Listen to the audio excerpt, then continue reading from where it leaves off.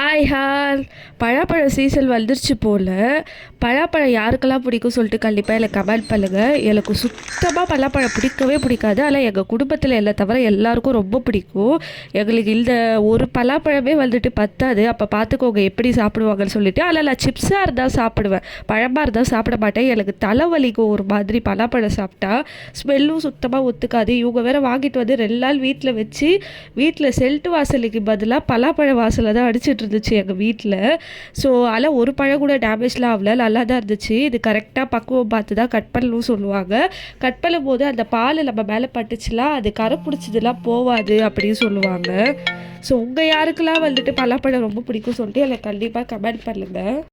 இதை கட் பண்ணுறது வேற பெரிய டாஸ்க்குங்க. லாலும் என் ஹஸ்பண்டு தான் உட்காந்து இந்த பலாப்பழத்தை கட் பண்ணி முடித்தோம். நீங்களே பாருங்கள்.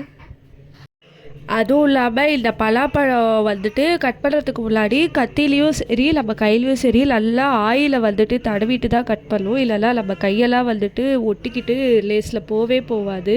நல்லா சோப் போட்டு கழுவுலாம் தான் போகும். ஒரு மாதிரி கம்மு மாதிரி ஒட்டிக்கும் நம்ம கையில். இது